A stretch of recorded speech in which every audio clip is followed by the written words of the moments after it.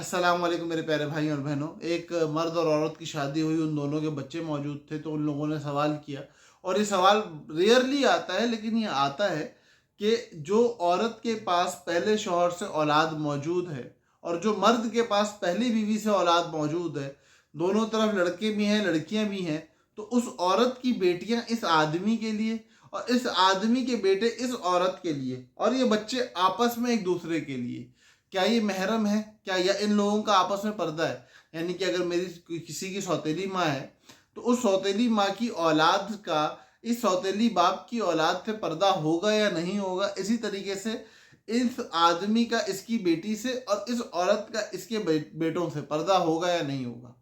ये सवाल पूछा जाता है, पूछ लेते हैं लोग जब इस किस्म के हालात बनते हैं।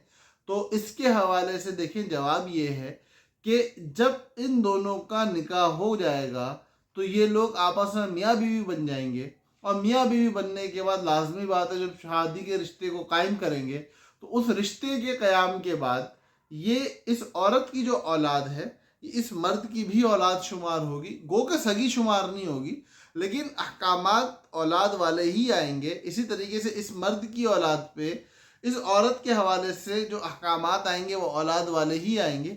वही एहतराम, वही मोहब्बत, वही ताल्लुक़ दिया जाएगा। हाँ, इस आदमी की विरासत इन बच्चों तक मुंतकिल नहीं होगी, इसी तरीके से इस औरत की विरासत इन बच्चों तक मुंतकिल नहीं होगी, लेकिन इनके पर्दे के अहकामात, आपस में बाहमी लेन देन के अहकामात, बाहमी रिश्ते और सलाह रहमी के अहकामात वो वही होंगे जो बहन भाइयों के माँ बाप के होते हैं।